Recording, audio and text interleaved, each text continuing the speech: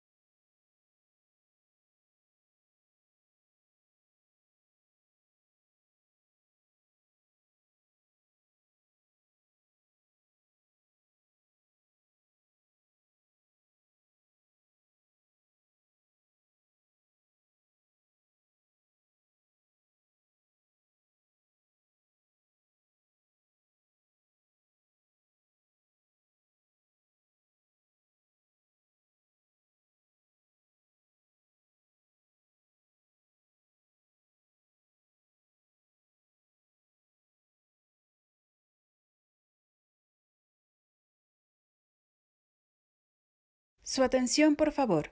Esta es segunda llamada, segunda.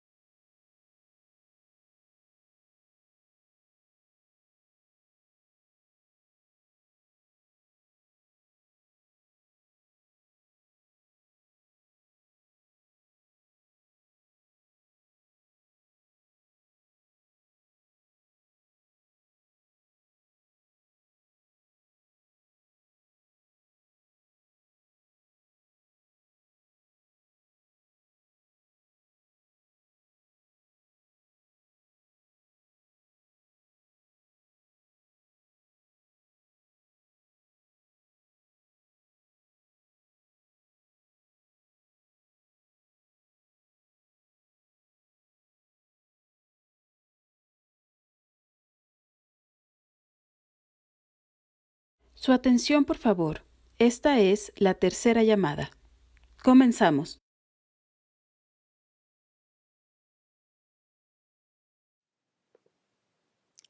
Arturo Beristain, actor con más de 50 años de trayectoria, es graduado de la Escuela de Arte Teatral de Limba. Estuvo a cargo de la dirección de teatro del Instituto de Cultura de la Ciudad de México y ha sido maestro de actuación en distintas instituciones. Ha participado en más de 100 obras de teatro bajo la dirección de Héctor Mendoza, Ludwig Margules, Luis de Tavira, Soledad Ruiz, José Caballero, José Solé, Manuel Montoro, Rafael Miernao, Mauricio García Lozano, Enrique Singer, Sandra Félix, Mario Espinosa, Julio Castillo, José Luis Cruz, Alejandro Aura e Ignacio García, entre otros directores de escena prestigiosos. Ha incursionado en cine, radio y televisión, actuando en más de 30 largometrajes, 30 telenovelas y múltiples series, programas radiofónicos, recitales de poesía y lecturas dramatizadas. Ha escrito varias obras de teatro en colaboración con Luis de Tavira y José Luis Cruz. También ha dirigido distintas obras de teatro, happenings y performances. Fue nominado en diversas ocasiones por su trabajo actoral y ha sido merecedor de galardones otorgados por críticos de teatro, cine e instituciones académicas y del Estado. Recibió el premio Ariel por su participación en el filme El Castillo de la Pureza, el premio ACE, otorgado por la Asociación de Cronistas de Espectáculos de Nueva York, el premio del International Theatre Institute de la UNESCO por Carrera y Dinastía. Desde el 2008 forma parte del elenco estable de la Compañía Nacional de Teatro y en el 2016 fue reconocido como actor de número. En la Compañía Nacional de Teatro ha participado en las puestas en escena Los Grandes Muertos, Conferencias sobre la lluvia, El convivio del difunto, La vida es sueño, entre otras.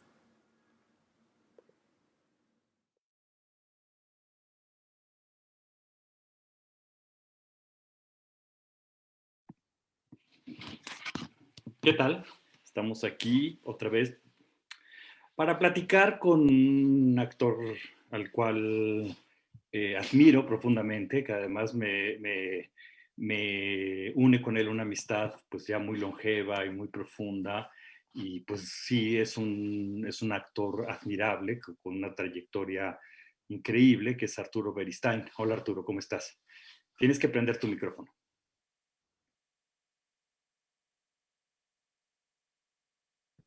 Ahí estoy. Perfecto. Perdón, creí que entraba directo. ¿Cómo estás, Enrique? Bien, tú, pues aquí vamos a platicar, ¿no? Un poquito. Vamos a platicar. Ujú.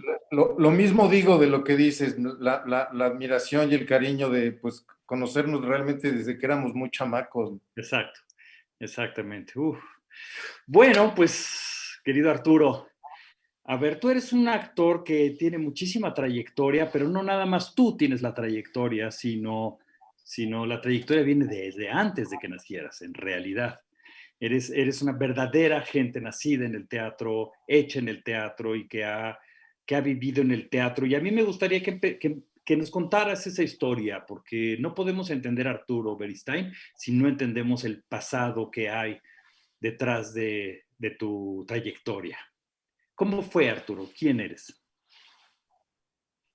Soy hijo de Luis Beristain y Dolores Beristain, Dolores Bravo. Uh-huh.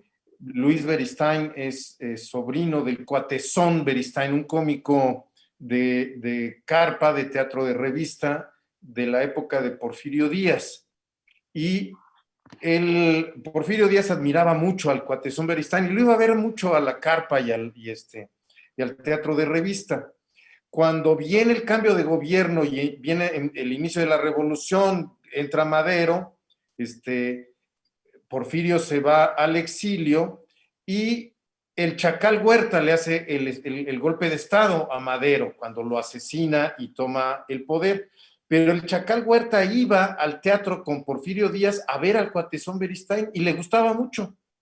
Y entonces lo hace su cómico favorito, su cómico de cabecera, y el Cuatezón Beristain inventa el sketch político en contra de los revolucionarios.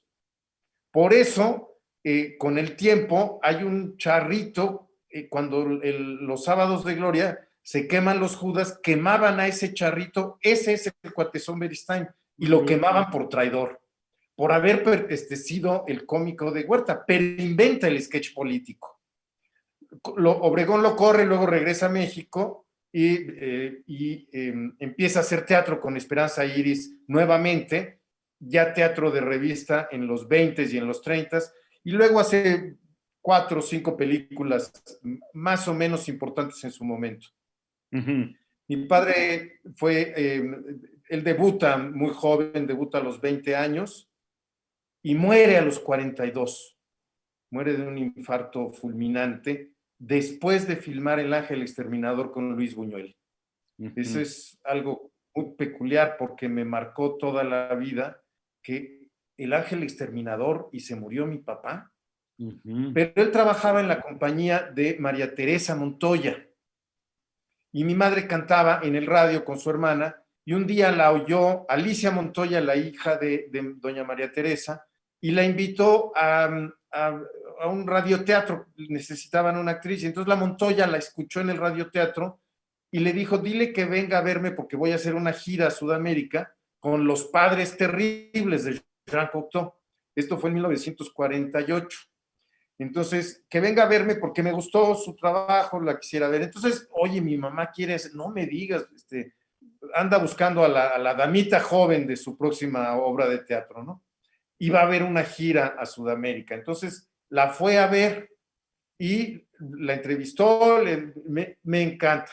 Ya, sí, dile a tus papás que va a ir a verlos Javier para pedirles permiso. Una niña de familia en los 40 no se iba de gira ni con la Compañía Nacional. Es decir, era otro mundo, ¿no? Así fuera la Montoya, pues. Pero entonces, ¿cómo no yo le digo a mi papá que va a ir? ¿Quién? Javier Villaurrutia, dile. Entonces, oye, papá, va a venir Javier Villaurrutia porque te quiere pedir permiso para que yo esté en la compañía de doña María Teresa Montoya. ¿Qué? ¿Cómo? Entonces se puso nerviosísimo, se preparó toda la familia que llegara don Javier a la casa, él se puso su mejor traje, don Javier pase por aquí y por supuesto le dieron permiso de irse a la gira donde el galán de la Montoya, que hacía una obra que se llamaba La Hiedra, de Javier Villaurrutia, que es una versión moderna de Fedra, era Luis Beristain. Ahí se conocieron y por eso les estoy contando esta historia. O sea, que te debemos a Javier Villaurrutia. Pues un poco. De alguna manera. Oye, y después, entonces, ¿en medio de qué creciste? ¿Cuál fue el ambiente por el que creciste? Y yo creo que igual que el de mis hijos aprendieron a caminar en un foro. Claro. Y yo aprendí a caminar en un teatro, ¿no? Igual que yo soy gemelo con mi hermano gemelo y entonces íbamos al Teatro Arlequín a ver a mi papá los domingos y el sábado llegábamos y me acuerdo mucho de los camerinos y de las mujeres vistiendo. Hacían teatro de Boulevard, que era el teatro que hacía Nadia Aroliva, que era francesa. Estos teatros de bolsillo que se les llamaron en una época en México, el Caballito, el Arlequín, que estaban en los Campos Elíseos, por eso eran teatro de Boulevard, y que hacían estas comedias picantes, pero era teatro alta comedia, pues no eran de albures ni nada, sino eso que llamaban de Boulevard, que es un género interesante. Heredado de la Biche, etcétera, ¿no? Exactamente. De la comedia exactamente.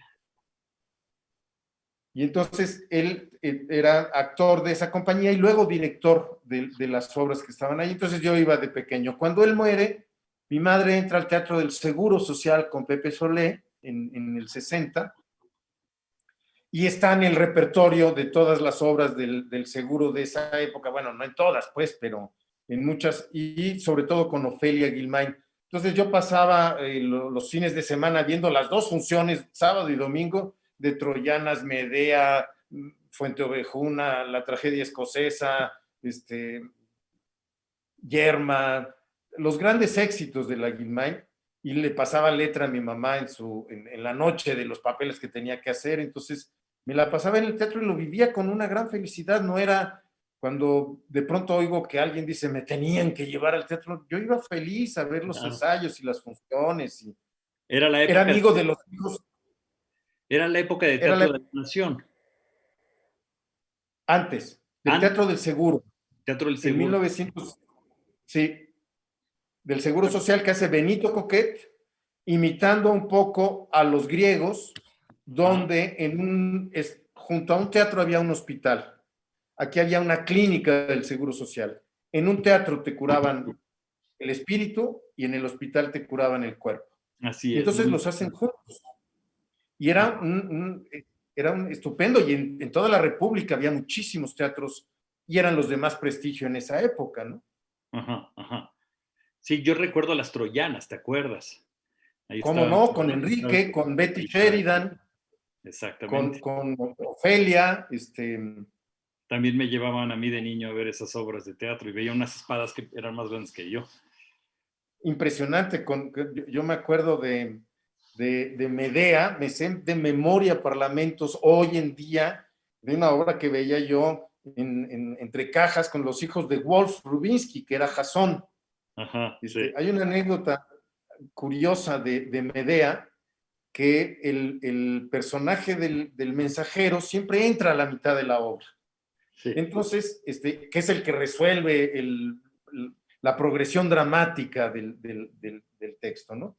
Lo hacía un actor muy querido, no voy a decir su nombre, pero en el camerino se quedó jugando ajedrez y no escuchó su pie, y abajo en el foso estaban los argonautas que iban con Jasón y que eran los que hacían pesas y que nada más estaban muy fuertes, pero no eran actores, eran los extras que entraban con Jasón y que eran fisicoculturistas. Y durante la función se la pasaban haciendo pesas en el foso. Y un día, este actor que está jugando ajedrez y que no oye el pie, no entra a escena. Y uno de los fisicoculturistas se da cuenta que hay un silencio, no entra el actor, toma un escudo, toma una lanza, se mete a escena y dice completo el monólogo del mensajero. No. Pero el actor era de Tepito. ¡Medea! ¡Huye, huye como puedas! ¡Ya en marino, carro, ya en terrestre, conducto! Y lo hizo completo, solo que con un acento tepiteño, y la mitad del coro no sabía si lloraba o se retorcían de dolor o de risa, porque se tapaban con las, sin entender qué pasó, por qué entró este señor a decir ese monólogo, ¿no?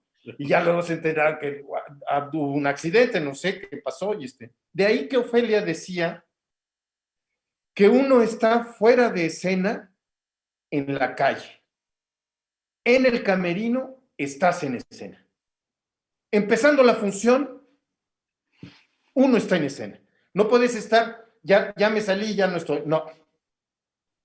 Era muy lindo porque pues era parte de esa que llamamos la tradición, ¿no? Claro, claro. Y entonces tú abrevaste de toda esa tradición popular, pero te fuiste hacia el teatro y hacia el teatro de estudio, estudiaste con Soledad Ruiz, hasta donde yo tengo entendido, ¿no? ¿De ahí Sí, cerró pasaste la directamente escuela. con Soledad? ¿Cómo? ¿De ahí pasaste directamente con Soledad o hubo algo en medio? Hubo algo en medio porque la escuela se cerró ¿Ok? por el movimiento del 68. Uh-huh. En una asamblea, es famoso, llega el ejército que estaba muy cerca en el Campo Marte y a todos los alumnos de la asamblea se los llevan a Tlaxcuaque, los agarra el ejército y Pepe Solé sale a defender a sus muchachos. No se los pueden llevar, usted también, y a la cárcel. Así es. Se cierra la escuela, se hizo un escándalo y Pepe salió a los 3 o 4 días, igual que ellos, ¿no? Claro. Pero por lo pronto pues estaban acusados de disolución social. Se estaba haciendo la revolución en mallas, ¿no? Mientras tomaban clases de pantomima, de danza. Entonces ya imagínate con los militares, actores vestidos en mallas, porque estaban en clase de danza, ¿no? Y entonces se cierra la escuela y como no se puede... Ofelia Guilmain, el día de mi cumpleaños, me dijo, mira, para que calmes tus ansias de novillero, te voy a invitar como actor a mi próxima obra, que fue Locura de Amor, de Tamayo y Baus, y yo doy como inicio de mi carrera, aunque no había yo entrado a la escuela, la primera obra que fue Locura de Amor, donde fui el paje de la reina Juana la Loca, que era la famosa obra que hacían las actrices María Guerrero, La Montoya, siempre era como caballito de batalla de las primeras actrices, incluso no sé si la hizo Sarah Bernhardt, pero era ese tipo de obras, y ahí debuté. Al año siguiente se abre la escuela de teatro y hago el tranvía llamado Deseo con Betty Sheridan, que dirige Dimitrios Arras. Por supuesto el cobrador, no Stanley Kowalski, ¿no? La escenita del cobrador, donde ella, Blanche, seduce al cobrador, y luego Rosencrantz y Guildenstern, de Tom Stoppard con Rubén Broido, y El verano de Julio Castillo, pero ya estaba yo en la escuela. Y entonces, en el 68, en Praga, los rusos invaden Praga, viene la primavera de Praga, y Soledad sale de Checoslovaquia y viene a México con su esposo, Miloš Trenka, el cineasta nieto del Trenka famoso checo, y ya se quedan en México. Y entonces fue mi maestra durante toda la escuela. Sí, estamos hablando de Soledad Ruiz, que fue una de las maestras más importantes de su época, que también fue mi maestra, por cierto. Lo Y recuerdo perfecto. a mí me dio clases en el Colegio de Literatura Dramática y Teatro. Sí, sí. Ajá. Y ella es tu maestra. ¿Consideras que ella es tu maestra? En el aula sí. Sí. Mi maestra y mi guía espiritual. Okay. Ella es un personaje muy peculiar. Es una gente, ella era una indígena. Es políticamente correcto decir indígena porque ya no sabe uno. Bueno, ella era una indígena. O de pueblos originarios, como dicen ahora. Que nació el día que murió Emiliano Zapata. Ajá. Emiliano Zapata tenía en el pecho la señal. La señal era un lunar, que es una manita. En el pecho es un lunar, como una especie de cicatrización queloide, como en la forma de una mano. Los viejos de Anenecuilco sabían que ese muchacho, ese niño, tenía la señal y que él tendría que ser el guía. Soledad nace el mismo día, no el mismo año, el mismo día que muere Emiliano Zapata, con la señal, y su padre es un líder campesino asesinado por las fuerzas del gobierno en su momento, ya después de la revolución. Ajá. Y ella se ve una función de teatro en Salvatierra, en Guanajuato, y se apasiona de ese asunto que vio y decide venir a México porque en un envoltorio en el periódico de frutas, supongo, vio en un recuadro que decía se dan clases de teatro y hace el recorte y se viene a México y va al lugar, y ese lugar es lo que hoy es el SAI, lo que fue el SAI, lo que hoy es SOGEM, lo que fue la Casa de Tablada, fue nuestro teatro en alguna época cuando Enrique, y luego el Cineclub cuando Enrique Elizalde lo tuvo, en fin. El Teatro es Coyoacán. Muy peculiar porque ahora es el Teatro Coyoacán, que lleva el sobrenombre de Enrique Elizalde, sí. Y ahí fue a tomar clases Soledad. Y ahí fue a tomar clases Soledad, y entonces la reciben, dice, llega una niña, toca la puerta, ¿qué quieres? Quiero estudiar teatro porque aquí dice que ustedes dan clases de teatro. Maestro, hay una niña que entonces sale un japonés. ¿Qué quieres? Quiero estudiar teatro porque aquí dice que ustedes enseñan teatro y yo quiero saber qué es eso. ¿Cuántos años tienes? 13. Estás muy chica, ven el año que entra. Y el año que entra, a la misma hora, el mismo día, tocó la puerta. Ya llegué. ¿Quién eres tú? A ver, maestro. Y entonces sale el japonés llamado Seki Sano y le dice, ¿qué quieres? Usted me dijo que viniera hoy. ¿Yo? Hace un año vine y yo quiero estudiar teatro. Ah, jajaja, pásale. Y entra a estudiar con Seki Sano y se hace asistente personal de Seki Sano, y fundan el grupo de los 8, me parece, con Seki, y Seki la manda a Checoslovaquia. Le dice, tú no vas a hacer carrera en México, primero por tu condición, mujeres no hay directoras, indígenas, te voy a mandar a Checoslovaquia. Y se va a Checoslovaquia a estudiar, estudia 10 años, y en Checoslovaquia es el brazo derecho de Otomar Krejša y de Svoboda. Y montan la famosísima puesta en escena de Romeo y Julieta en Cuba con Ana Ofelia y, según yo, Carlos Fernández, pero Ana Ofelia me parece que dijo que no, pero eso no lo sé. Y ya viene a México, se queda aquí y yo me recibo con la puesta en escena donde Soledad fue asistente de Krejša con el Romeo y Julieta, la puesta en escena de Krejša. En la sala, Javier Villaurrutia. Lo que ahora es el Teatro Javier Villaurrutia. Lo que es el Teatro Javier Villaurrutia, que era la sala de la Escuela de Teatro, pero por Villaurrutia mis padres se conocieron, ¿no? Exacto, genial, genial, genial. Y sales de la escuela.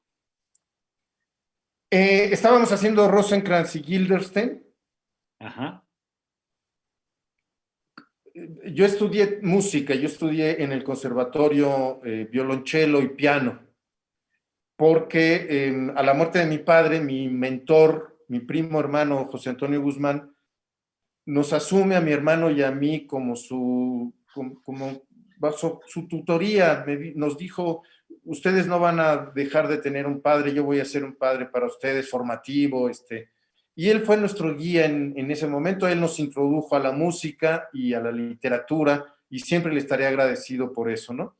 Y entonces entramos al conservatorio, mi hermano gemelo y yo. Mi hermano sacó 0 en el examen psicológico y 10 en el examen musical.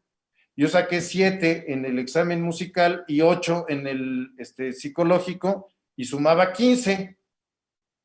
7,5, el mediocre entró al conservatorio y mi hermano, que tenía 10 en el musical, no entendió la pregunta psicológica, la hizo toda mal, pero sacó 0, lo cual que si la hubiera entendido, hubiera sacado 10. Pero no hubo manera de convencer al director, el maestro Mabarak. Mi madre fue a hablar con él y le dijo, maestro, entendió mal la pregunta, pero si sacó 0 quiere decir que hubiera sacado 10. No puedo, sacó 5, porque el promedio era 5. Pero maestro, va a tocar a Bach, no a Freud. No puedo. Y entonces se quedó fuera y yo me quedé en el conservatorio y él se fue a la escuela de música con mi primo. Teníamos un grupo de música barroca. Y yo tocaba el cello en Rosencrantz y Guildenstern. Pero como yo veía la función todo el tiempo, cuando acababa la función, le decía yo a los actores, oye, cuidado porque allí hiciste no sé qué. Estaban Claudio Obregón, el Pato Castillo, Héctor Ortega, Cristina Rubiales, y mi hermano trabajaba como actor y yo como músico, todo al revés, ¿no? Pero Héctor Ortega me vio y me dijo, justamente hace 50 años, el güero Isaac va a empezar una película y necesita al protagonista, que es un muchacho de tu edad. Velo a ver. Y entonces lo fui a ver al periódico Esto, donde Alberto Isaac hacía caricaturas, y venía con mucha fama de su película de García Márquez, En este pueblo no hay ladrones, donde salen Buñuel y Leonora Carrington y Monsiváis y Abel Quesada. Los grandes intelectuales hacían cameos en las películas de Alberto, ¿no? Y entonces cometo el error de llegar a verlo con mi novia. Bueno, un error afortunado, porque había una serie de actores que habían recomendado José Antonio Arcaraz y un grupo para que entraran a hacer la película, y pues me dice, ¿está bien? ¿Sabes nadar? Sí, señor. ¿Haces pesas? No, perfecto, porque tienes que estar muy delgado, porque hay una escena donde dicen, mira nada más qué flacucho estás, ¿no? Ah, perfecto, ¿no? Entonces le cayó bien que llegara yo con mi novia, todo el mundo me regañó, pero a él no, a él le gustó mucho, y entonces hicimos un poco de amistad y empecé a verlos, a Lucero, su esposa, que era la que hacía el diseño de arte, y a su hijo Claudio, y entonces me hice amigo de ellos y me quitaron el papel. Un mes antes me dijo, no lo vas a hacer, vas a ser el amigo, hago lo que usted diga. Y un día antes de empezar la película me llama y me dice, haces el papel principal, vente para acá. Y digo, ¿qué pasó? Pues me hablaron mal de ti y tengo miedo porque me dijeron que me vas a echar a rodar la película, pero pues yo vi que todo lo que estabas haciendo era en la película y traías propuestas y el vestuario y Lucero, la señora Isaac me habló muy bien de usted, se hablaban de usted, él y Lucero. Entonces, por favor, te pido que, pues, muy bien, señor. Y desde la primera toma estaba encantado y justamente hace 50 años estábamos filmando Los Días del Amor. Oye, ¿y de ahí te brincaste al teatro universitario? ¿Cómo es tu llegada al teatro universitario? Yo te vi, yo la primera vez que te vi actuar fue en Nausistrata, dirigida por Héctor Mendoza, Héctor ¿te Mendoza. acuerdas? ¿Cómo fue que llegaste ahí? No, porque hice toda el sexenio de Echeverría, hubo una apertura al cine de autor, digamos.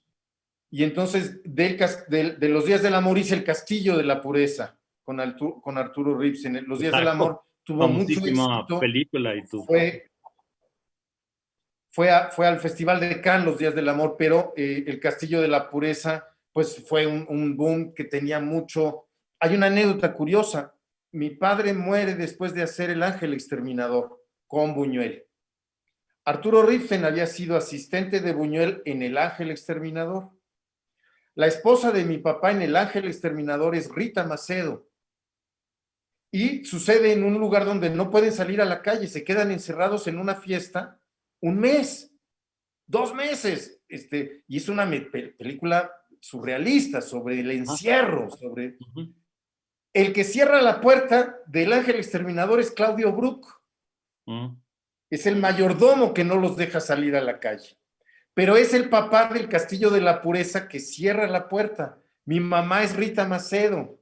El set donde se hizo El Ángel Exterminador es el del set del Castillo de la Pureza. Hay una serie de coincidencias muy peculiares. Las dos son películas de encierro. Buñuel nos visitó varias veces durante la filmación en el set porque era muy amigo de Arturo.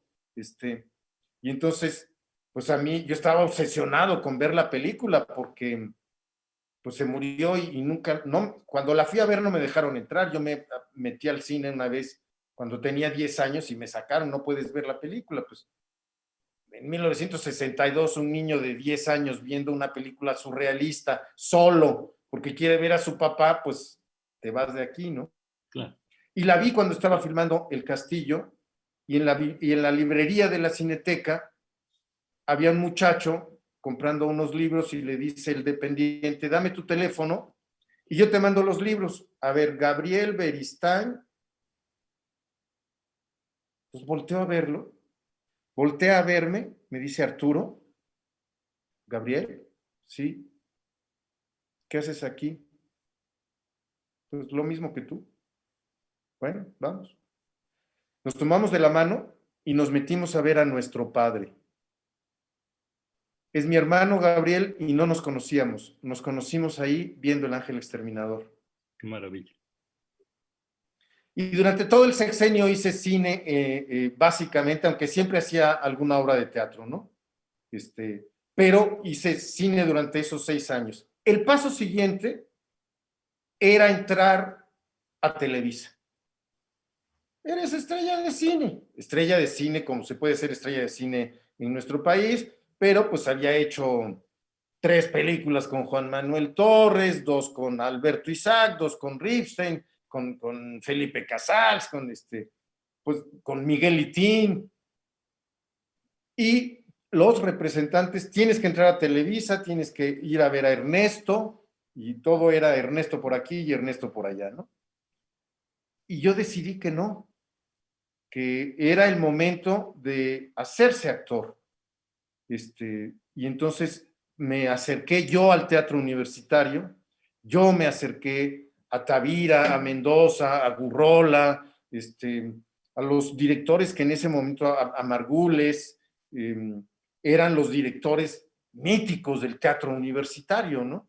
Y fui aceptado por ellos con una gran generosidad y entonces empecé a trabajar con Héctor, con todos, ¿no? Pues, y entonces mi carrera se fue hacia el teatro universitario durante ese momento. Y después es que entró a Televisa, pero ya en los 90. Pero ya he ¿no? hecho un actor, ya he hecho un actor. ¿Qué obras hiciste en el teatro universitario, te acuerdas? Vámonos a la guerra con Mendoza y con Nausistrata, que la Exacto. historia de la aviación, el Exacto. martirio Una de de las primeras obras. Morelos. La historia de la aviación fue una de las primeras obras en el Juan Ruiz de Alarcón, que se estrenó La primero La segunda, Ciudad de sí. las Promesas, después estuvo Luis con lo de Morelos, y después ya estuviste con... No, Morelos es después. Morelos es 83 y esto es 79. La historia de la aviación es 79. La prueba de las promesas, la historia de la aviación. Ah, ok. Alguien dijo Dragón y Exacto. luego Una obra hicimos para niños. La sombra del caudillo con Tavira, El martirio de Morelos, León Suilena, Los estridentistas, Novedad de la patria, con Alejandro Aura, con pues, todos ellos, ¿no? Uh-huh, uh-huh. Muy bien. Y así, y después de eso, ¿qué pasó? Después de eso entré a Televisa, tuve exclusividad un tiempo en Televisa, hice 2 novelas históricas y en las 2 me censuraron, hice a Lázaro Cárdenas, pero coincidió con las elecciones del 88, en que Cuauhtémoc Cárdenas estaba buscando la presidencia y el otro lado era Salinas. Y coincide justamente el final de la novela con el final de las elecciones y cortaron mi parte completa. Yo era Lázaro Cárdenas, porque les pareció que era una manera de apoyar al cardenismo, porque Cuauhtémoc era hijo de... Y entonces censuraron mi parte y ya no se exhibió en la... Se exhibió después en los cassettes que se vendían en Sambors, en la versión histórica, le quitaron la historia de amor y nada más pasó la primera vez que pasaba los sábados, una cosa así, ¿no? Luego hice Porfirio Díaz también con ellos y también me cortaron. Y entonces hice algunas cosas, sobre todo con Raúl Araiza, al que quise mucho, y él también. Hicimos las novelas históricas, hicimos El Desperfecto de Dürrenmatt en el Insurgentes con López Tarso. 400 representaciones con el maestro López Tarso son una enseñanza que no olvidaré nunca. López Tarso es un Ferrari. Así es. Conocer a esos actores en escena. ¿Y cuál es la enseñanza más grande que te dejan? Pues estuviste con Ofelia Guilmán, con López Tarso, con todos ellos, además después en el teatro universitario, con Tavira. ¿Qué es el legado más fuerte? ¿Qué es que de alguna manera te ha marcado? ¿Qué es lo que eres tú hasta el día de hoy? Quiero pensarlo. Luis decía una cosa de Pepe, le decíamos Pepe todos por cariño, ¿no? En los cuadros, a Pepe Solé, en los cuadros medievales, como una forma de educación religiosa, en las pinturas no se sabía evidentemente quién era la Virgen María y el niño Jesús, pero los que estaban atrás no se sabía bien a bien quién eran, ¿no? Y entonces debajo de José le ponían PP, Padre Putativo de Jesús. Por eso a los Josés les dicen Pepes. Así es. Y entonces Pepe era nuestro padre putativo de toda la generación que estuvimos con él en la escuela de teatro, ¿no? Claro. Fue quien nos recibió. Y Luis de Tavira decía que Pepe era la bisagra del teatro moderno y la tradición. Porque Pepe se va a estudiar a París y la materia de actuación está llena. Y entonces no puede estudiar actuación. Él iba como actor, él fue actor. Él trabajó con mi papá y trabajaba en muchas películas y en el teatro, en el Arlequín hicieron el amor de los 4 coroneles de Justinov y muchas obras con Pepe como actor y como galán, era un galancillo ahí, él era muy guapo y en París no puede entrar como actor y entonces le dicen, ¿puedes como a dirección? Y tenía la beca y dijo, yo no me regreso a México, me quedo y estudia dirección, lo cual lo salva, porque regresando a México pierde la voz. Así es. Un poco tiempo después, no exactamente regresando, pero entonces no hubiera podido haber sido actor porque perdió la voz y lo hacía el icónico aparato de Pepe, ¿no? Y entonces... Se le acababan las pilas, decía. Se me acabó la pila. Y entonces se hace uno de los directores más importantes, pero con el conocimiento de la tradición de ese teatro que se aprendía en las tablas, que tenía otras maneras de entenderlo, mezclado con el conocimiento que tuvo ya de la escuela en París. Yo siento que el haber entrado a la escuela y haber conocido esa tradición con mis padres, con mis abuelos, con toda la gente de teatro, por parte de mi madre también, Bravo Reyes, el escritor y el empresario del Tívoli, hace que tenga un conocimiento de lo que era esa tradición que se ha ido perdiendo, desgraciadamente, de cosas que antes se sabían de otra manera, y la de la escuela, la que aprendí con Soledad en el aula, o con Tavira en el taller, en el taller épico del CUT, o con el propio Mendoza, con todos los directores con los que había trabajado, ¿no? Y entonces esa mezcla... ¿Qué cosas se perdieron? Hay una manera... Los actores no se saben vestir. Es decir, se ponen lo que les dan. Estaba yo revisando... De las maneras de ¿qué? De anudarse la corbata. 85 maneras diferentes de... Ajá. Antes un actor, o cómo se anudaban los plastrones, los pañuelos.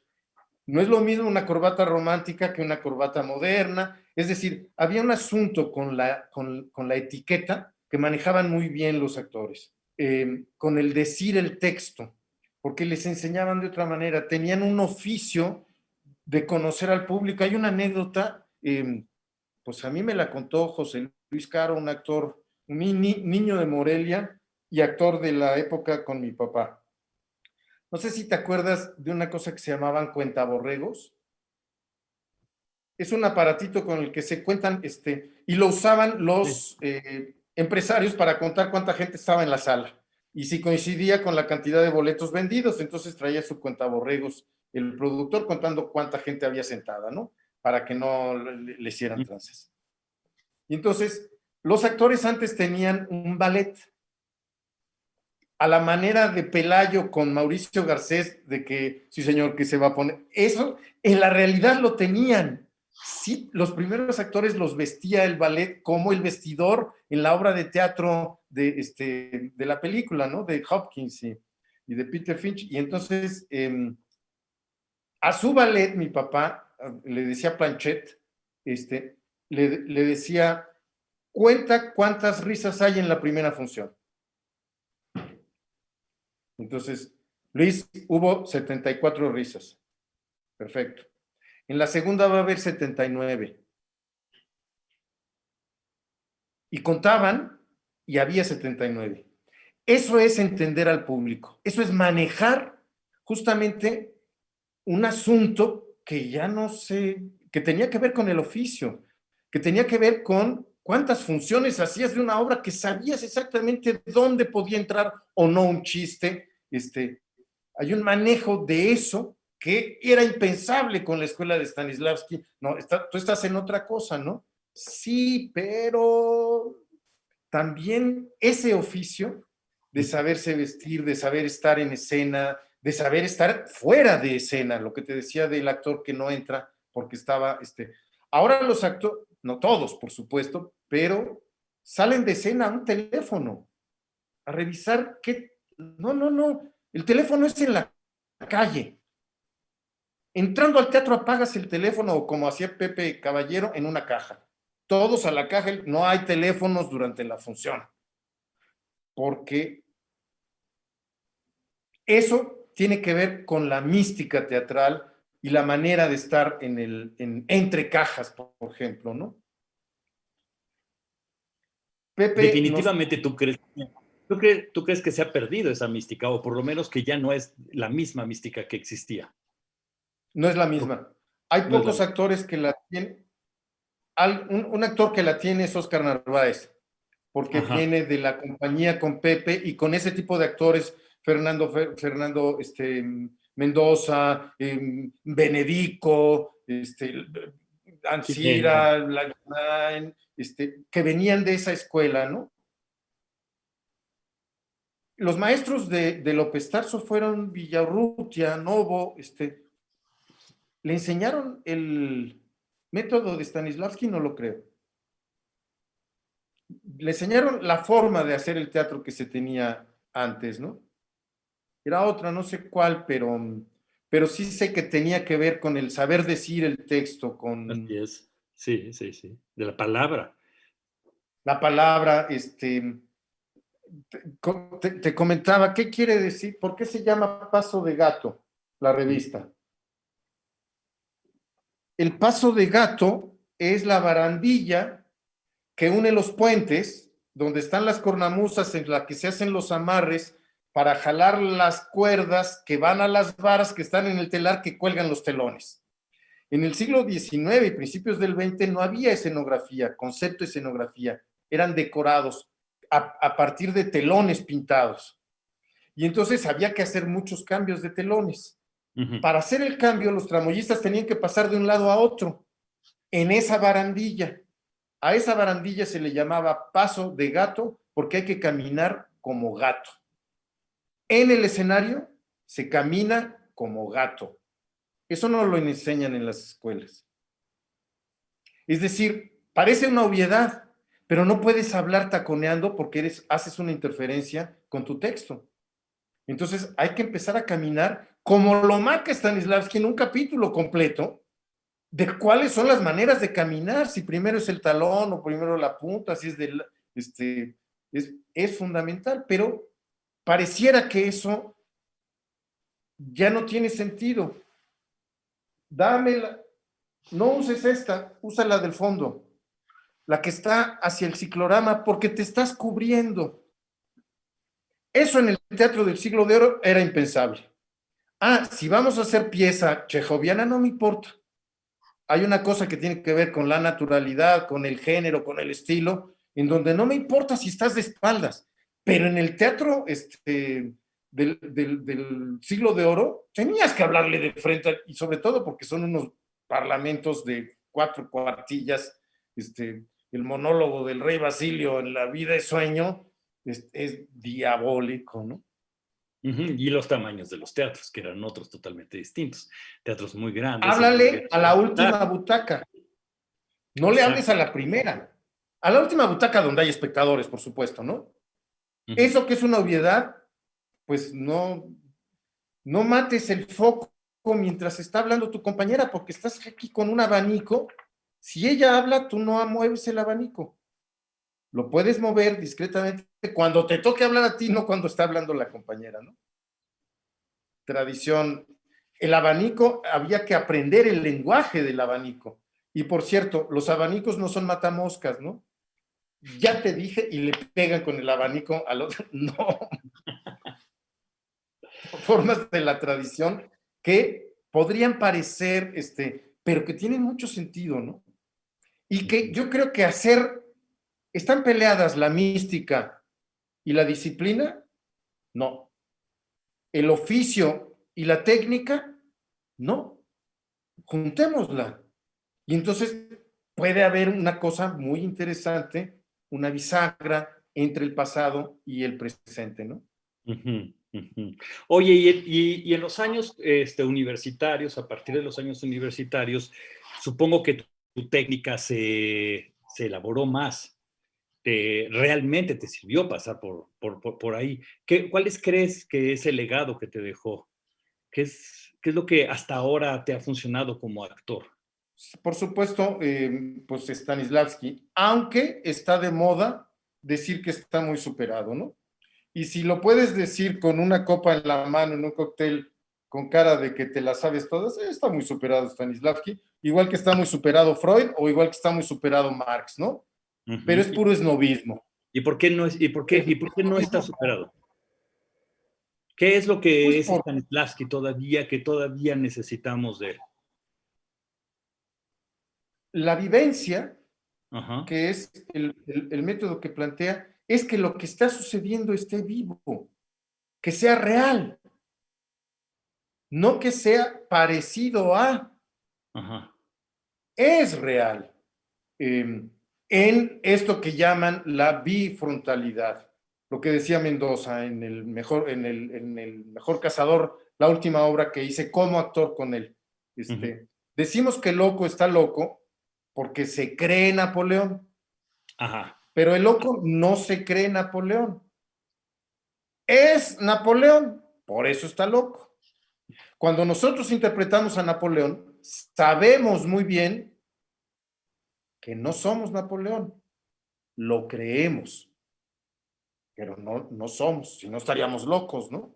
Un niño cuando se sube a una escoba, la convierte en un caballo, porque está creyendo que eso es un caballo, aunque sepa que es una escoba. Es decir, voy a vivir esto con absoluta creencia, pues. Y entonces vas a tener un método que te va a llevar a todo ese proceso que nos da la técnica de Stanislavski, donde lo hace vivo, lo hace real y te puedo conmover, ¿no? Ujú. Fíjate que, Que que tú viene de eres uno de los... Soledad. ¿Perdón? Perdón. No, iba a decir que tú eres uno de los actores que yo te conozco desde que, bueno, por lo menos yo empecé a ver teatro, justamente con Ausistrata, decía, y a partir de ahí te vi en N cantidad de obras, y también en televisión, y también en cine, te he seguido, y me ha sorprendido mucho tu desarrollo. Tú eres un actor que ha desarrollado su técnica y ha desarrollado un estilo y ha desarrollado, incluso yo diría, una forma de estar en el escenario, una, una presencia en el escenario que proyecta cada día más, cada día con mayor precisión. Se nota que no has dejado de aprender a hacer teatro y que sigues. Yo trabajé contigo en Natán el Sabio y me sorprendió mucho el nivel que tenías de compromiso, de entender más allá de tus parlamentos, entender la realidad del personaje que tenías que hacer. Estudiabas como loco, cosa que has hecho normalmente. ¿Cómo sientes tú ese desarrollo? Porque yo lo he visto de fuera clarísimo. Y tú desde dentro, ¿cómo lo sientes? ¿Cómo eres ahora como actor? ¿Cómo te percibes tú como actor ahora? Tu Decía, desenvoltura. Sí, dime. estaba leyendo casualmente una biografía de Sarah Bernhardt, y empiezo a valorarla de otra manera. Yo creo que a partir un poco de que me pidieron que hiciera una reflexión sobre la Montoya a 50 años de su muerte, y Ajá. entonces me acerqué y supuestamente la gran actriz es Eleonora Duse y la antigua era Sarah Bernhardt, ¿no? Pero en su biografía dice una cosa que es interesantísima: quisiera morir en escena. El teatro es mi campo de batalla. Uh-huh. Cuando nos dejan ejemplos, Rosenda Monteros, por ejemplo, ¿no? De esa mística, no quiero hacer otra cosa más que estar en un escenario. Ese es mi campo de batalla. Y entonces se convierte en mística. Últimamente he sentido algo peculiar. Sí. Todos los actores en el mundo somos ritualeros, pues el teatro es un rito de purificación, ¿no? Y antes de entrar a escena tenemos un ritual, cada quien el suyo, y a veces el colectivo, ¿no? En el que nos juntamos y nos tomamos de las manos y concentramos. En mi caso, justo antes de entrar a escena, me encomiendo a mis muertos. Y mis muertos son mi gente de teatro. Y casi los tengo colocados en los 4 puntos cardinales. Y varían según el tipo de obra que estoy haciendo, ¿no? Pero en unos son mi madre, mi padre, Alejandro Aura, Ofelia Guilmain, Soledad, Pepe Solé, dependiendo de lo que voy a necesitar. Pero últimamente he sentido que en mí y a través de mí actúa conmigo toda mi familia de actores. Toda mi gente de teatro pasa a través de mí en un escenario y te juro que lo siento en escena. Pues y a es veces que siento cuando lo estoy... la verdad es que sí Toda se mi nota dinastía actoral, ¿no? en tus ¿Cómo? últimas interpretaciones se nota una fuerza que has ido agarrando conforme han pasado los años. No sé, estoy pensando en El convivio del difunto, por ejemplo, en donde tenías una presencia, una fuerza increíble, y así en tus últimas obras cada vez es mayor. El rito, ¿no? Tiene que ver con el rito, a final de cuentas, que tiene que ver cómo te preparas, cómo entras a escena, cuál es tu mística para entrar a escena. ¿Tú te consideras un agente de teatro? Por ¿O un supuesto. actor que puede hacer otras cosas también? Fundamentalmente es el Gente teatro, de teatro. tu país es el teatro. Gente de teatro. ¿Y los toros? Y Pepe Gálvez, cuando murió mi padre, Pepe Gálvez había sido torero en Colombia, él era colombiano. Se conocieron mi padre y él en el Bogotazo, en esa gira en el 48 que hace la Montoya, yendo con los Padres Terribles de Jean Cocteau. Los Padres Terribles se estrenan en el 47 en Francia. Decían que la Montoya era una actriz anticuada, pero nada más hay que ver su repertorio y ver las obras que estrenaba. Y el asunto es que estrenaban una obra cada semana. Claro. Para lo cual se necesitaba mucho oficio.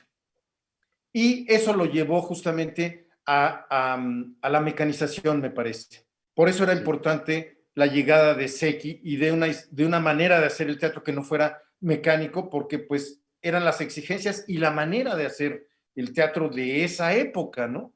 Con concha. Cuando Antonieta Rivas Mercado quita la concha y los actores se lo saben de memoria, el público dijo, ¿qué? ¿Lo dicen de memoria? ¿No dan las gracias? ¿Hablan en este tono? En la sala de la casa de Antonieta Rivas Mercado, fue una revolución, porque no eran esas actuaciones de la fuerza y con concha, imagínate decir, por eso eran tan buenos actores de televisión al principio cuando la televisión se hacía con apuntador, porque lo manejaban por la concha y los traspuntes que estaban en los 4 lados del escenario, ¿no? Se acercaban para que les oyeran. Entonces el trazo dependía mucho de dónde estaba el traspunte, no de lo que al director le importaba, pero hacían una obra a la semana. La Montoya hizo más de 560 obras de teatro. Muchas acababa sabiéndoselas porque estaban en repertorio, ¿no? Pero en ese sentido, pues sí, Estábamos en Bogotá con José Gálvez. Y Pepe se viene a México con mi padre y aquí se hace actor. Él había sido novillero en Colombia. Ajá. Y entonces, cuando muere mi padre, habían sido hermanos, los mejores amigos. Cachirulo, Enrique Alonso, hace en un capítulo de Conocencia, su libro, una relación de ellos dos, de su amistad. Y hicieron mucho cine juntos y teatro. Teatro no tanto, porque Pepe entra al Teatro del Seguro en el 60 y mi padre muere en el 62. A la muerte de mi padre, Pepe me hereda sus avíos, se llama, de torear. Y él me enseña a torear. Y me enseña el rito del toro. Es un rito de purificación a través de un sacrificio. Sí, en extinción, sí, no podemos seguir viendo un rito así, pero la relación entre cómo se torea, entre la técnica de la tauromaquia y el teatro es interesantísima. Y entonces me empieza a enseñar cómo se liga el teatro con la actuación, que era una manera de los actores viejos entender el teatro y sobre todo en la tradición española, que es la nuestra. La nuestra no es la tradición rusa, ni la francesa, ni la italiana, es la española. La de ese teatro que hacían, y a partir de ahí me empieza a interesar el rito de los toros. Es un rito de purificación donde a través de un mantra, que es la palabra olé, palabra árabe que significa sea por Dios, hace que 50,000 gentes al mismo tiempo digan ole, ole, y empieza el corazón a latir al mismo ritmo. Cuando una colectividad late en los corazones al mismo tiempo, como en el teatro, cuando hay esa comunicación entre los actores que están en escena y los espectadores, viene la catarsis. Ahí se da la catarsis. Y la catarsis es fundamental, porque es un momento de purificación espiritual donde el universo entero entra en armonía y nuestro arte tiene sentido. Por eso lo hago. Y por eso me interesaba la relación con los toros, ¿no? Y ahora se nota cuando actúas que estás tratando, por lo menos, y en muchos momentos lo logras, de estar en comunión con el público. Sí, sentirlo. Estar en esa respiración con el público, ¿no? Aventando la energía, como decía Mikhail Chekhov, irradiando la energía, ¿no? Hacia el público. Ajá. Y después hay otra faceta de la cual también me gustaría que platicáramos, que a ti y a mí nos unió en algún momento de nuestra vida, que es el sindicalismo. Fuiste un elemento activo en el sindicalismo. No sé, a mí me gustaría que recordáramos un poco esos momentos que tú fuiste de alguna manera protagonista de un movimiento sindical muy importante de los actores en México y que de alguna manera tiene repercusiones hasta el día de hoy, que fue a finales de los 70, principios de los 80. El SAI.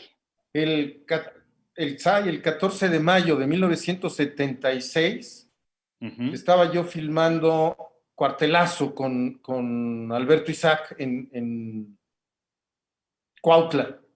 Y el sábado, al corte, me vine a México a la asamblea donde había una consignación porque Julio Alemán había hecho una auditoría de malos manejos dentro de la ANDA. El secretario general de la ANDA en ese momento era Jaime Fernández, el hermano del Indio Fernández. Así es, correcto. El Indio Fernández tenía un poder en ese momento en la industria cinematográfica fuera de serie. Jaime Fernández era diputado federal, miembro del Congreso del Trabajo, adheridos a la CTM y al STPC de la RM, el Sindicato de Trabajadores de la Producción Cinematográfica. Es decir, un control del priismo a la manera con los trabajadores desde la CTM para abajo, de corporativismo que tenía que ver con la manera en que el PRI se fue reeligiendo. ¿Para qué una persona? Sufragio efectivo, no reelección. La frase es de Porfirio Díaz. Se la receta a Juárez en la cuarta reelección de Juárez. El último momento en que ya no haya reelección en el país, se acabarán todas las revoluciones, más o menos dice así Porfirio Díaz. Cuando Madero le receta la frase que él le dijo a Juárez, Porfirio tembló. Sufragio efectivo, no reelección, acuérdate. Y entonces viene el levantamiento maderista, pero el PRI, en lugar de reelegirse una persona, se reelige el partido. Nada más van cambiando al que está en el poder, pero son los mismos. La gran familia revolucionaria se repartió el poder. Te recuerdo quién tenía el poder en el cine mexicano, el hermano de Echeverría. Rodolfo Echeverría había sido el secretario general de la ANDA con Jaime Fernández, justamente antes. Era la gente. Era el hermano del presidente. Las cosas. Sí. ¿Y entonces? La hechura de Rodolfo Echeverría, que era el secretario de la ANDA, Rodolfo Manda, le decían, porque era Rodolfo Landa su nombre artístico. Rodolfo Landa, sí. Y luego... Era actor, y todavía se ven películas de él por ahí. Por supuesto. Sí. Malísimo. Pésimo. Y luego el director de cinematografía, ¿no? Sí, sí. Pero fue el secretario general de la ANDA varios periodos y su brazo derecho fue Jaime Fernández. Los niveles de corrupción a los que llegaron fueron inenarrables. Se robaron el impuesto de los actores, el que se tenía que pagar Hacienda, no lo pagaron Hacienda y de pronto Hacienda te caía, no, yo lo arreglo y lo arreglaba, pero se habían quedado con el dinero. Había una clínica, que era la clínica de la ANDA, de los actores, donde los doctores le pusieron huelga a la ANDA y fueron el único sindicato en el mundo que tenía dentro otro sindicato. Nosotros como sindicato teníamos a un sindicato dentro, sin ser patrones, nosotros éramos, y pues en esa clínica se hacían una cantidad de barbaridades como abortos clandestinos, operaciones estéticas, curaban pasones, un piso completo para uno de los ejecutivos donde hacían unas orgías espantosas, o sea, un nivel... Las delegaciones en la provincia eran una manera de introducir extranjeras a través de la ANDA para un asunto de trata, de corrupción, de droga, con el pretexto de que era la delegación de cabaret, ¿no? Los contratos colectivos, en fin, un nivel de corrupción que llevó a que se consignara al comité. Y entonces en esa asamblea nombran a Enrique Elizalde, que es el que hace la consignación, como el que va a investigar el asunto de la corrupción a partir de la auditoría que había hecho Julio Alemán. Y nombran el grupo. En el grupo estábamos Luis Jimeno, Héctor Bonilla, Augusto Benedico, Luz María Aguilar, creo que Lilia Aragón y el Gordo López Rojas y yo. No me acuerdo. Y Enrique era en ese momento el secretario general de la ANDI, Asociación Nacional de Intérpretes, es una sociedad de gestión. no es un sindicato, no es la que cobra las repeticiones de los actores. Y entonces se hace la investigación y sale toda la podredumbre. Había un empresario, Valls Escandel, que era el dueño del siglo XX, que pagó una deuda con una casa, y la casa, en lugar de repartirla entre todos los actores y venderla, Jaime Fernández se la dio a uno de los miembros del comité, y el cuate no pagó la casa, y entonces se la quedó.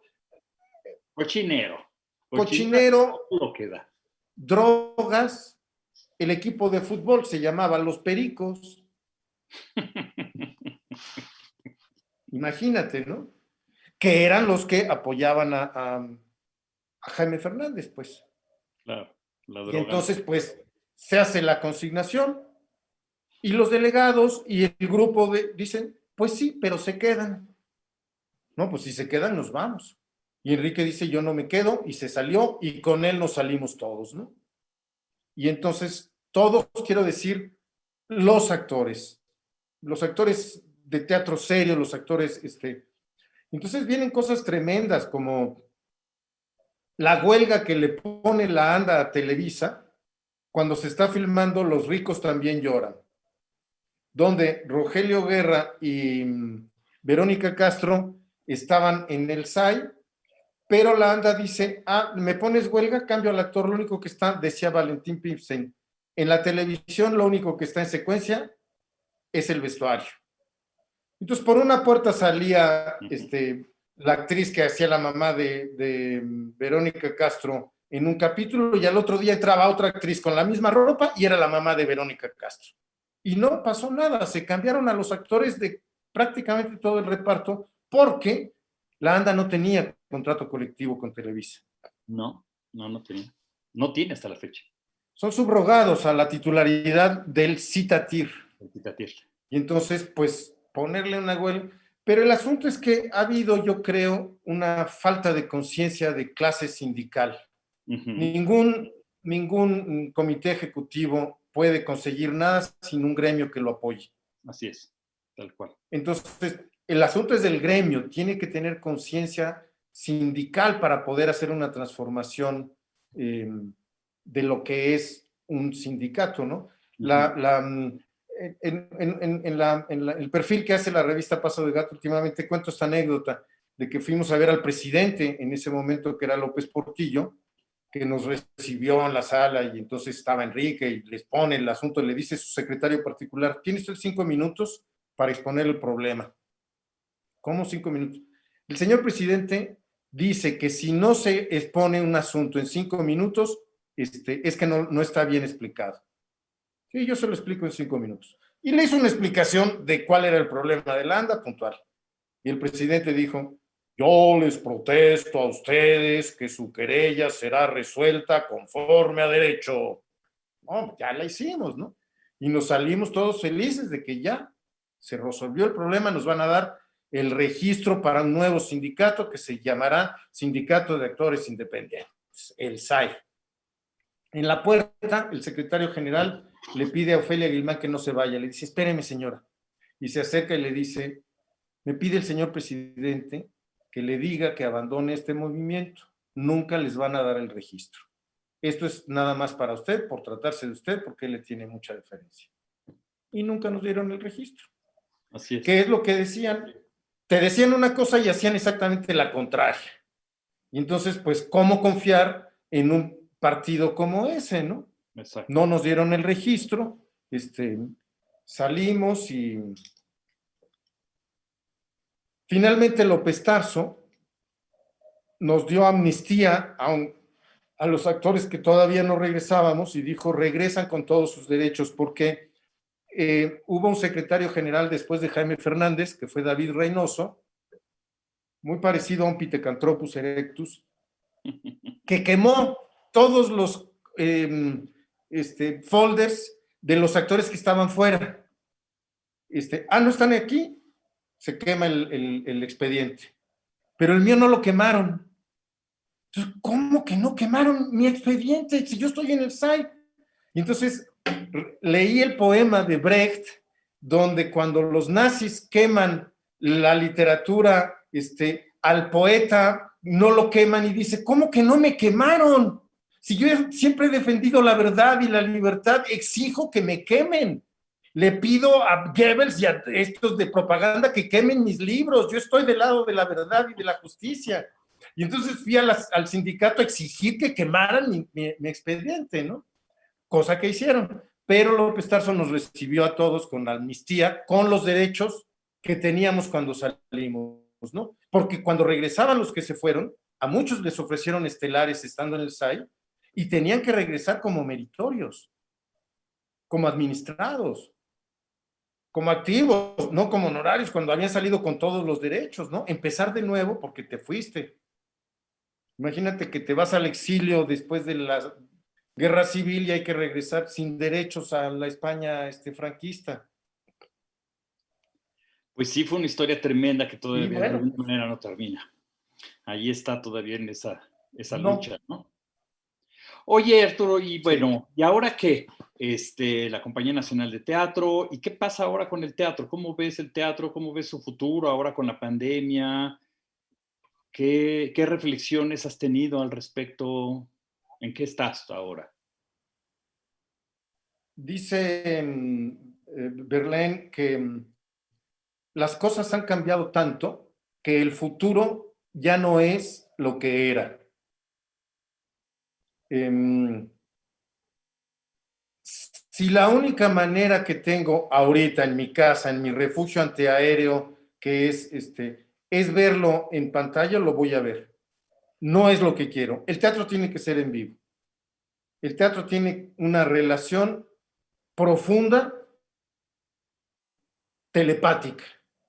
Esa no se da a través de una pantalla. Tiene que estar en vivo porque las neuronas espejo se activan físicamente.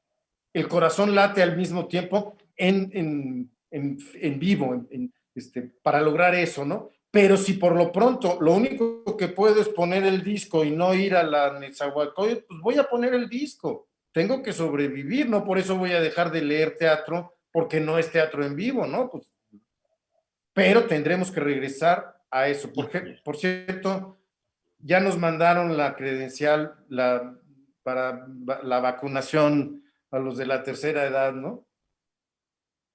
En la medida que venga la vacuna, pues tendremos que ir regresando a la normalidad. Así es, porque el nuestro es un trabajo presencial, punto.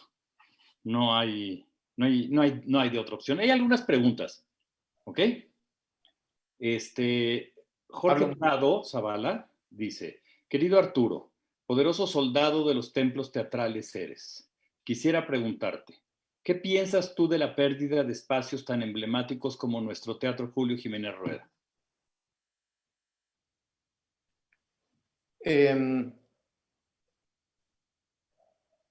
No está perdido. No está perdido todavía. Lo que se ha planteado es que, porque todos nosotros nos involucramos en ese asunto, y lo hablamos a las más altas esferas, lo que se nos ha dicho es que lo que se va a tirar es el edificio de junto. La estructura del Teatro Julio Jiménez Rueda no está dañada. Se va a renovar en ese espacio nuevo que va a haber de comercial o de otro tipo, pero que se va a quedar ahí el teatro. Es decir, los dos terremotos que lo dañaron no terminaron por tirarlo. Y fueron los terremotos, no fue la 4T la que lo destruyó. Entonces, habrá que esperar que se cumpla esta promesa que nos han hecho de que se va a remodelar o en su caso a construir otro, ¿no? O en su caso construir otro, pero sí se hizo esa promesa. Eso es verdad, estaremos pendientes, ¿no? Sí, Saide Silvia dice: ¿y ya escribió su biografía, maestro Beristain? No prive de su legado a los actores venideros. Son hijos del teatro, por lo tanto también suyos. No los prive de su herencia. Gracias. ¿Nunca has pensado escribir? Sí, Saide es una divina. ¿Nunca has pensado escribir? Hicimos juntos la Dorotea de Lope de Vega con Alejandro Aura, de la cual todavía me sé parlamentos, y fue una experiencia muy bella. Y es una de las 25 obras de teatro que no estrené. Porque uno hace muchas obras de teatro, pero algunas no las estrenas. Y entonces, la Dorotea es algo que nunca se hizo. pero la estrenamos, la ensayamos incluso ya para estrenar, pero pues finalmente nos quedamos sin eso, ¿no? Ujú. Perdóname, Enrique, hablo mucho. No, pues, si no es ahora, ¿cuándo, querido? El micrófono es tuyo. ¿Qué me decías? Ah, que si no quiero escribir. Ajá. ¿Has pensado escribir tus memorias, tu biografía? Fíjate que me hizo una entrevista para la revista Paso de Gato, Alegría Martínez, con la que he hablado muchas veces, y quizás si se hiciera algo, creo que podría ser con ella, porque ella como que tiene el mood y nos podemos hacer. Yo escribirlo como biografía, ni creo que todos, antes había algo que se llamaba la policía teatral. Ajá. La policía teatral, jugábamos mucho con Alejandro, maestro, parece que hay auto de formal prisión por la función que hiciste, no me digas, ten cuidado porque te anda buscando la policía teatral, y venía de la tradición de mi papá con Gálvez y de Ofelia con mi mamá, y de Ofelia Guilmán, de que si hacías una mala función, la policía teatral te podía meter a la cárcel. Pero la policía teatral repartía unas pastillas que se llaman de Ubicatex, para que no te marees con las alturas, porque hay quien se marea subido en un ladrillo. Y entonces yo tengo mis pastillas de Ubicatex que me las voy tomando, porque tampoco soy el actor ni que México esperaba, ni me comparo con esos grandes. Soy, como decían antes, un obrero del teatro. Entonces, estoy ahí, pero no soy una figura, ni hay a quien le interese leer la biografía de teatral de Arturo Beristain. Pues soy un compañero más de todos ustedes y pues estamos en la brega todos juntos, ¿no? El teatro es un hecho colectivo. Si bien habría que escribir la biografía, sería de Luis de Tavira o de pero lo que hemos hecho juntos en la compañía, por ejemplo, en estos últimos 10 años, yo creo que tendría que ser un hecho colectivo, escribirlo juntos, de lo que hemos vivido con los directores, con las experiencias, las buenas y las malas, o las difíciles, más que malas, ¿no? Hormigón no fue fácil, y sin embargo fue una experiencia interesante, ¿no? Ajá. Hormigón y algunos otros, ¿no? Sí, cómo no. Dice Jorge Prado otra vez, maestro, ¿podría de favor ampliar su explicación sobre saberse y creerse? Así dice, saberse y creerse. Saberse y creerse. En relación a lo que decía Mendoza de me creo, pero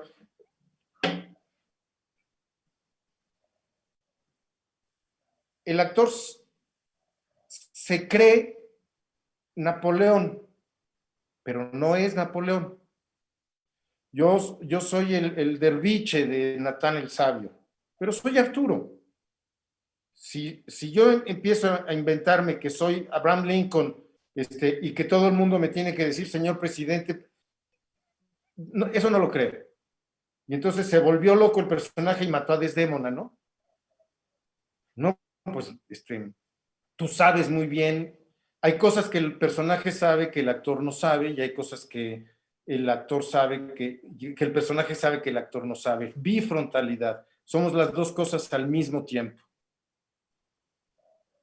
Creo. Dice Manolo Peairoy, ¿qué de anécdotas tan interesantes que ahora los nuevos miembros de la ANDA ignorábamos? Por lo menos un servidor. Pues a mí me parece muy importante también que la memoria se rescate ahí y que se sepa las cosas que han ocurrido y que podrían volver a ocurrir si no se tiene cuidado. Creo que ahora hay un grupo de gente que está tratando de limpiar ese lugar, pero hay que tener cuidado. Además, quiero recordarte que la Compañía Nacional de Teatro en una medida fue creada por el Sindicato de Actores Independientes. ¿Tú te acuerdas de eso? Te congelaste. Por supuesto, porque fue en el 77. Y entonces Sí. era una... ¿Ahí estoy? Sí, ahí estás. Fue en el 77 se funda como compañía, en el 77 se funda como compañía, se refunda. Había iniciado en el 72 con Héctor Azar, 72. y hay una refundación ya con el decreto del presidente, con un decreto presidencial, donde es una fuente de trabajo, sobre todo, para un grupo de actores que dejaron de poder estar en las fuentes controladas por la ANDA. Igual que Sí. Canal 11 abrió fuentes de trabajo para los actores y se inventa teatro en Exacto. atril y teatro al aire libre. Y si te acuerdas, justamente cerraron las puertas a los actores independientes en Teatro de la Nación, con Ofelia Guilmán, que estaba haciendo, si no mal recuerdo, La Celestina. La Celestina no era la reina de Escocia, ¿cuál era la obra? Sí. Bueno, y sacaron a los actores del SAI. Entonces decidieron hacer una compañía nacional de teatro con actores estables que le daba trabajo a todos esos actores que se habían quedado sin trabajo, que eran Jimeno, Augusto Benedico, toda esa generación maravillosa de actores. Germán Robles estaba en esa compañía, muchos actores de Carro primerísimo. Galindo, Pepe Alonso, Jorge Ortiz de Pinedo, Estaba Jorge Ortiz los de Bichir Pinedo, de niños. los Bichir, que yo llegué a ver ahí a Damián Acera Soledad, que estaba increíblemente bien, era un niño actor muy bueno. Estaba Oscar Narváez, estaba Adriana Oscar Roel, Narváez, La Mérida, Adriana que Roel, todos eran ¿cómo actores no? del sindicato independiente. De alguna manera es muy En interesante el, la historia. en el 84, cuando se hace la amnistía, Enrique Rocha, habíamos hecho una gira a Europa con Luis de Tavira, con La Sombra del Caudillo, Ajá. y habíamos hecho una buena amistad, y me dijo: Arturo, tienes que regresar, ya están cerradas las puertas, no tienes trabajo, ofrece López Tarso esta amnistía, vamos, yo te acompaño, firmas, y saliendo nos tomamos un trago enfrente y a otra cosa, y ya empiezas tu carrera. Ok, Enrique. Entonces vamos a la ANDA, y en la esquina había un puesto de periódicos. Y le digo: permíteme un segundo. Entonces me acerco al puesto de periódicos y hay una revista que se llama Vox y Lucha. Y en la portada dice: perdió la máscara, murió el talismán, nace Arturo Beristain. Entonces le digo: ¿me das la revista? Es un luchador que se llama Arturo Beristain y cuenta cómo había perdido la máscara, como antes el talismán, porque pensó que su enemigo era presa fácil, pero él se descuidó, y sin embargo sabemos que Arturo Beristain seguirá en la lucha porque es un luchador de toda la vida con una gran información. Era una metáfora sobre el momento de regresar a la ANDA, y tengo la revista, me parece que es una metáfora padrísima, Genial. de ese momento. El otro era luchador de lucha libre, yo era luchador de lucha social. Exacto. Dice Catalina Urrutia Díaz: sería una herencia grandiosa que se escribiera, como usted comenta, las memorias de lo creado en la compañía los últimos años. Efectivamente, el próximo año la compañía cumple 50 años de haberse creado, en 1972 se creó. Y sí, tenemos que escribir ahí, tenemos que hablar de todo la gente que ha pasado por la Compañía Nacional de Teatro, que es la mejor gente de teatro de este país, desde incluso antes de la época de Solé, como decías, desde la época de Héctor Azar, que la hace, desde allá hasta acá ha sido, realmente hemos recibido una herencia muy importante por parte de compañeros muy valiosos. Angelina Peláez: Arturo, me has hecho reír con el texto tepiteño de la obra clásica en donde un compañero actor jugaba ajedrez y no salió a escena. Me reí como 10 minutos seguidos como loquita. Y si tienes que escribir tu biografía con tantos pasajes y sí tienes que escribir tu biografía con tantos pasajes que guardas en tu mente, con todas las experiencias teatrales y de vida que llevas contigo. Prodigiosa memoria la tuya. Pues yo creo que sí, ya lo harás, porque sí creo que es muy importante, porque aquí se han quedado muchas anécdotas en el tintero, muchas anécdotas. Un personaje del cual no has hablado y que es un personaje muy importante, muy cercano a ti, sin lugar a dudas, es Alejandro Aura, con quien tú hiciste, que trabajaste y que dejó un legado muy importante, Alejandro Aura. Así que tendrás que escribir, querido.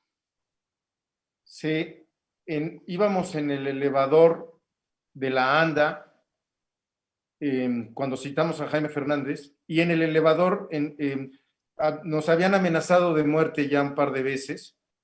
a mi coche le cortaron los cables de los frenos, y entonces yo de pronto veo que no tengo frenos y pongo el freno de mano y me pego a y entonces le digo a Enrique, fíjate que me quedé sin frenos. Y entonces lo recoge la grúa y lo vamos con el mecánico y me dice, no te quedaste sin frenos, te cortaron los frenos. Habían cortado los frenos. Y había habido amenazas de muerte. Y entonces, cuando citamos a Jaime Fernández, nos avisaron que enfrente estaba un grupo de golpeadores y que iban detrás de nosotros. Sabíamos que iba a haber un momento difícil y Enrique le avisó a la gente que estuviera pendiente porque teníamos todas las pruebas en la maleta, y en el elevador me da la maleta y me dice, van a ir contra mí, tú te llevas la maleta, yo voy a estar en el coche de acá. Y cuando salimos, no había nadie de los nuestros, excepto Alejandro Aura en la esquina. Y entonces lo veo y se viene corriendo hacia mí, vámonos, vámonos, vámonos, aquí está el coche, y nos subimos a su coche. Le digo, maestro, te la estás jugando. Y tú también. Si yo traigo aquí todas las pruebas, Enrique ya se fue, pero el gordo López Rojas lo va a recibir del otro lado. Le digo, ¿por qué lo hiciste? No nos conocíamos. Y a partir de ahí nos hicimos hermanos. Una manera de crecer, creo, es abrir los círculos de amistades. En general, los actores somos amigos de los actores y a veces de los directores. Pero mi relación con los poetas ha sido importantísima. Con el poeta Shelley, que fue mi maestro y amigo y hermano. Con el poeta Alejandro Aura, que fue, pues fuimos más que hermanos, hicimos la famosísima Salón Calavera, 600 representaciones en la historia del soldado en Bellas Artes, la Dorotea de Lope, la Pastorela, con Tavira, La sombra del caudillo, pues la cantidad de obras que hicimos juntos, pero yo lo conocía como poeta, nos hicimos amigos por mi admiración a su poesía y luego por su gesto solidario en ese momento y la carrera, ¿no? Y entonces fundamos el Club de Lectura de las Aureolas. Yo fui el director de teatro del Instituto de Cultura cuando él era el secretario en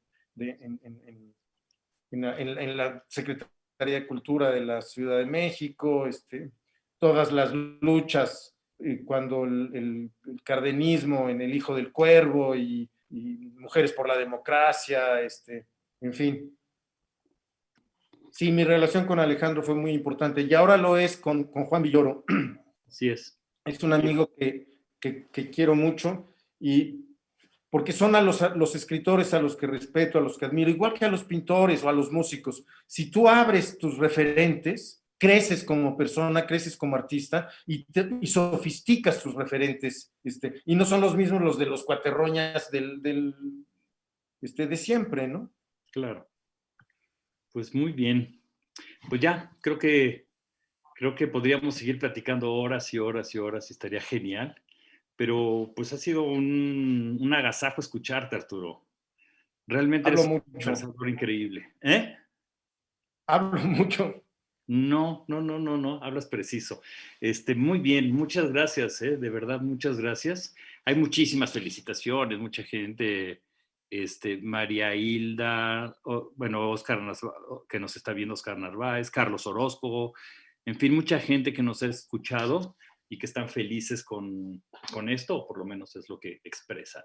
Así es que, pues, muchas gracias, querido, Muchas gracias a ti, y Enrique. muchas gracias a Mi todos. cariño siempre. Y pues vamos a seguir con estas rondas de charlas que tenemos con gente que tiene mucho que decir y mucho que hablar acerca del teatro mexicano, aprovechando esta pausa que estamos teniendo.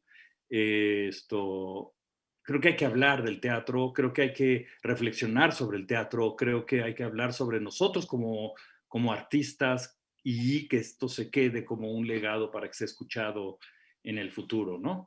Entonces, pues muchas gracias, querido. Muchas gracias a todos Gracias a ti, Enrique.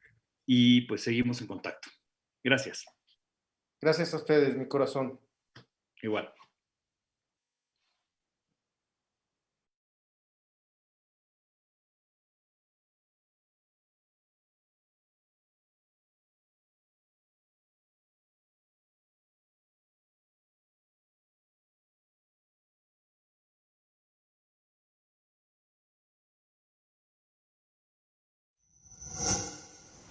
Gobierno de México.